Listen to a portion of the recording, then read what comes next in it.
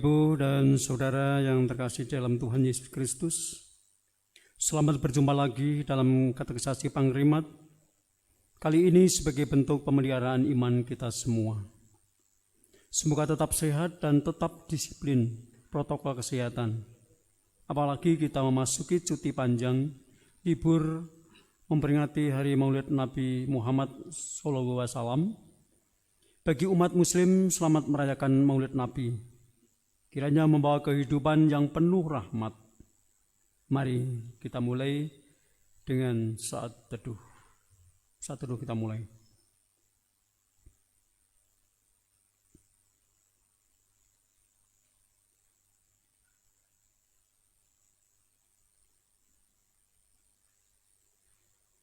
Saat teduh selesai. Bapak, Ibu, dan Saudara, pujian adalah cara kita menyembah. Pujian juga bagian dari kita mengontrol emosi kita supaya menjadi hal yang positif dalam hidup kita. Mari kita memuji nama Tuhan dengan Kidung Jemaat 318, bait pertama dan kedua, berbahagia tiap rumah tangga.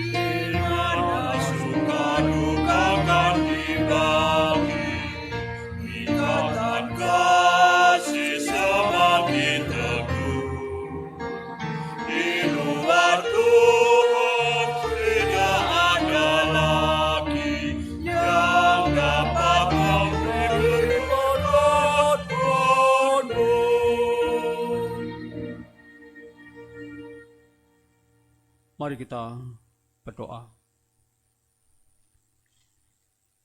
Ya Allah, syukur kami naikkan padamu atas limpahan berkat, kesehatan dan rezeki, serta kebahagiaan yang Engkau berikan pada kami. Di mana kami dalam kehidupan, di dalam keluarga, tercipta komunikasi yang baik satu dengan yang lain, menghargai perbedaan sikap dan cara pandang satu dengan yang lain. Terima kasih juga kami boleh mencintai dan dicintai apa adanya. Semua merupakan anugerah darimu. Selanjutnya kami mohon tuntunanmu dan kehadiranmu dalam setiap keluarga anak-anakmu. Terima kasih ya Allah, dalam nama Tuhan Yesus. Amin.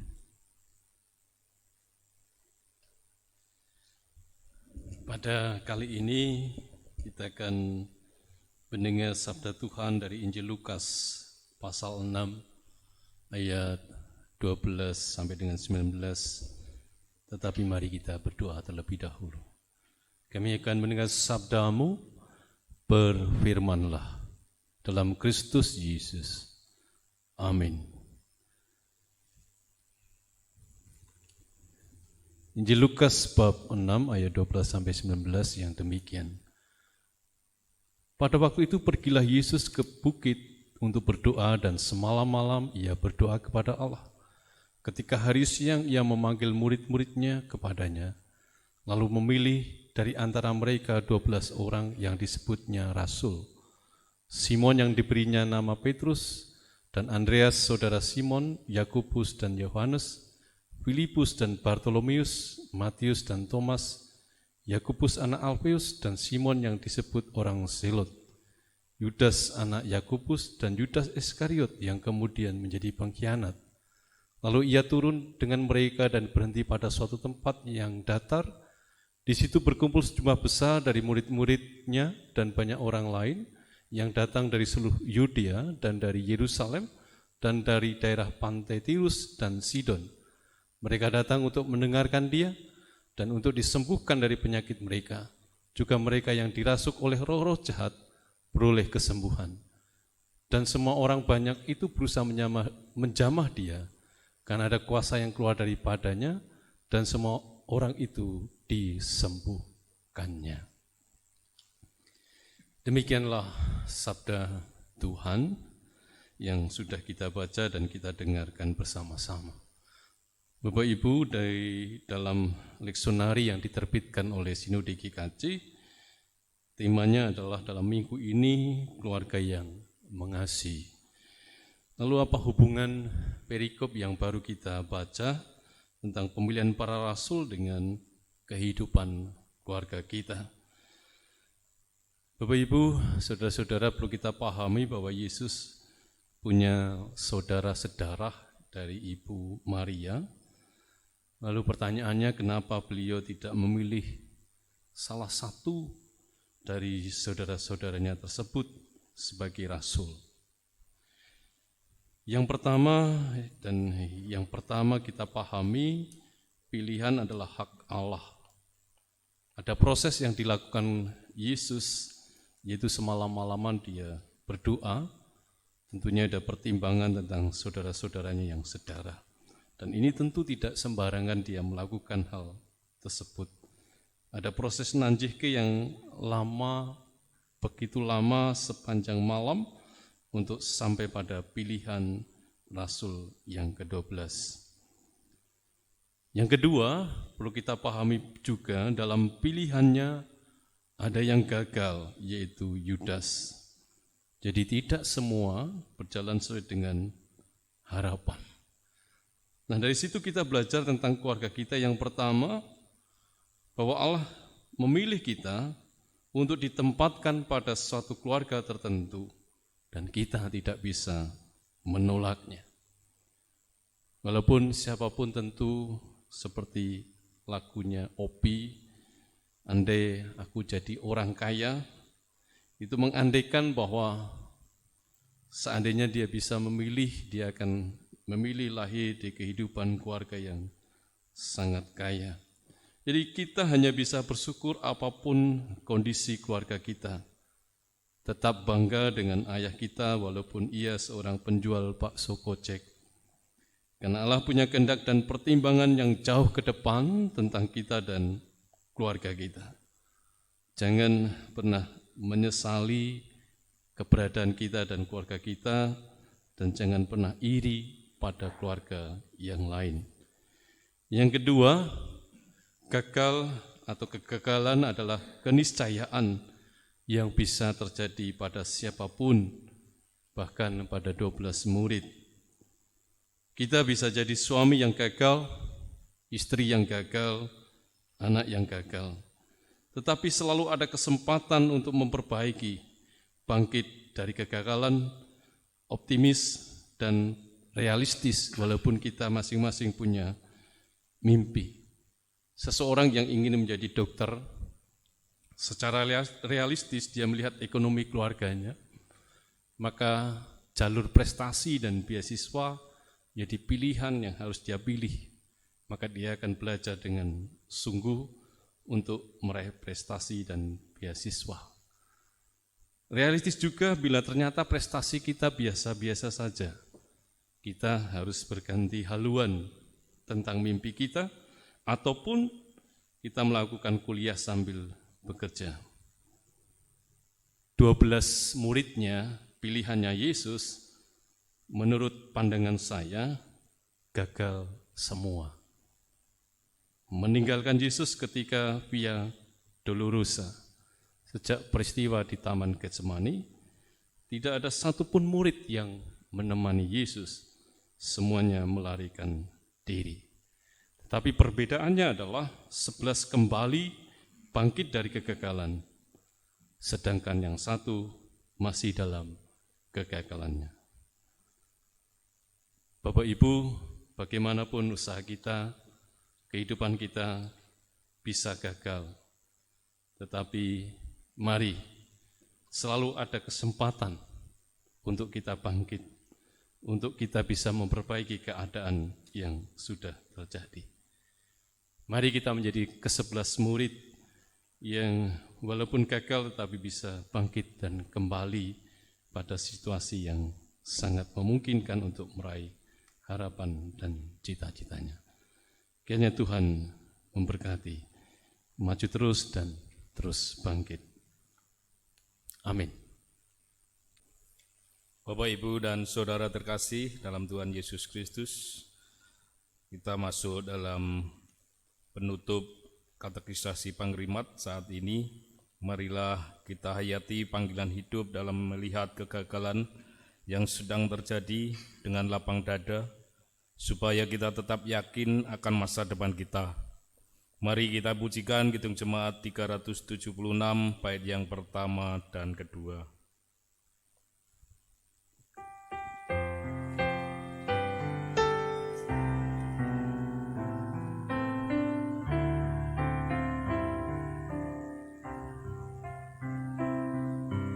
Ikuti kau saja Tuhan, jalan damai bagiku. Aku selamat dan sentosa hanya oleh darah-Mu. Aku ingin ikuti kau dan mengabdi padamu. Dalam Engkau juru selamat, ku bahagia penuh.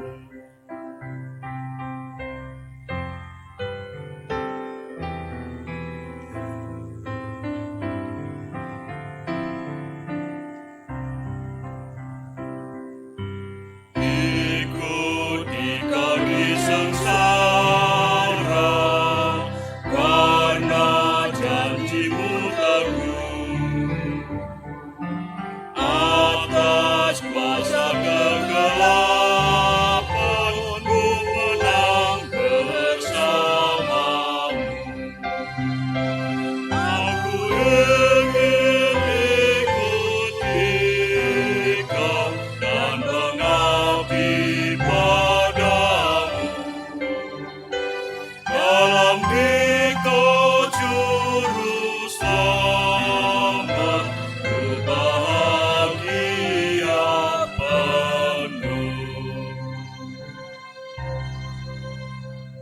Bapak, Ibu, dan Saudara terkasih dalam Tuhan Yesus Kristus, mari kita kesatukan hati dalam doa saya hantarkan.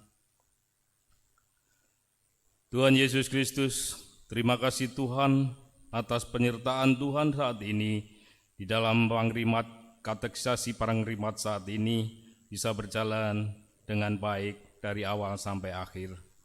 Kiranya Tuhan senantiasa menyertai dalam kehidupan kami. Terima kasih pula kami sampaikan padamu ya Tuhan atas kesehatan, rezeki, hubungan dan komunikasi yang terjalin baik di antara keluarga kami. Demikian juga di dalam kami mengantar anak-anak di dalam menempuh pendidikannya. Tidak lupa juga Tuhan, kiranya Tuhan selalu hadir dan menyertai anak-anak kami yang pada saat ini baru mencari jodohnya, kiranya Tuhan mempersiapkannya. Tuhan Yesus, pada masa pandemi ini, kami warga gereja dan anak-anak-Mu juga sadar harus turut serta dan ikut berperan aktif, khususnya dalam penyebaran pandemi COVID-19. Pada saat ini kami belum bisa berkumpul bersama memuji dan memuliakan Namu di dalam rumah ibadat kami. Wujud nyata kami dalam penyebaran COVID ini, supaya kita ikut serta berperan aktif, kita bisa menyampaikan puji-pujian dalam ibadah live streaming, sehingga kami bisa menjaga disiplin dan protokol kesehatan. Tuhan Yesus Kristus, terima kasih pula atas zaman penyertaan Tuhan di dalam kehidupan kami. Kiranya Tuhan ingati saudara-saudara kami yang saat ini masih dalam sakit penyakitnya, demikian pula di dalam penyembuhan atas penyakit saudara-saudara kami, terkhusus kepada Bapak Tukuyono Saputro, Bapak Mujiono, Mas Jono, Bapak Surip, Bapak Dalirin, Mas Slamet, Onggo Patran, Bu Setiatmo, Bapak Joko Hartono, Ibu Jumilah Celeput, Ibu Suparno WH, Ibu Harlan, Ibu Maryati, Bapak Ibu Karyono, Mbak Suyat, Ibu Sumiem, Bapak Sumarno Celeput, Ibu Sri Yamtini Mipitan, Ibu Daligem, Bapak Sugiyo, Bapak Marwoto, Ibu Nurdiana, Bapak Triyono, Mas Hardianto, Ibu Tati Sutomo, dan Bapak Pendeta Emeritus Rusmin Kristanto. Kiranya Tuhan sendiri yang hadir dan menjamah saudara-saudara kami tersebut, sehingga saudara kami yang masih sakit segera mendapat kesembuhan. Demikian juga saudara kami yang dalam pemulihan selalu dalam semangat untuk senantiasa sembuh. Tuhan Yesus, kiranya Tuhan juga ingati saudara-saudara kami yang di dalam pandemi COVID ini, khususnya tenaga medis, non-medis, tenaga laborat, farmasi, cleaning service, security, yang berada di garda depan supaya tetap dalam kondisi sehat, semangat, serta tulus dalam melayani semua pasien COVID. Demikian pula setiap pasien COVID segera mendapat pemulihan kesehatan.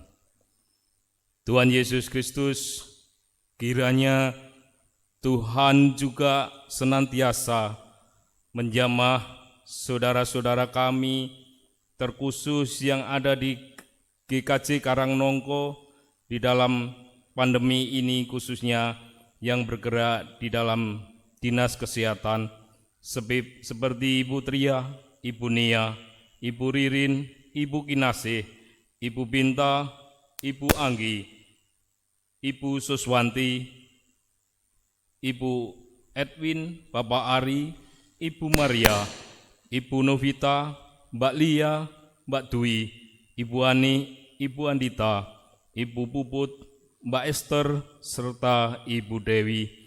Kiranya semangat dan penyertaan Tuhan selalu menyertai dalam pelayanannya.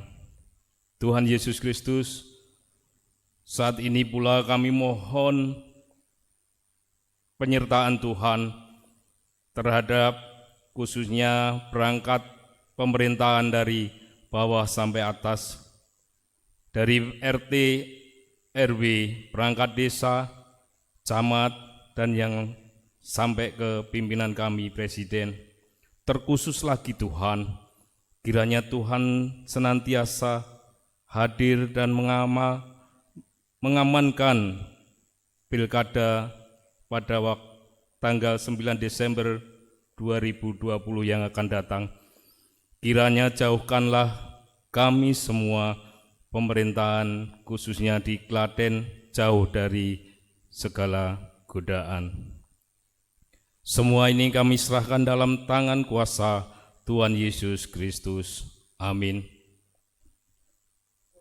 Demikian perjumpaan kita kali ini.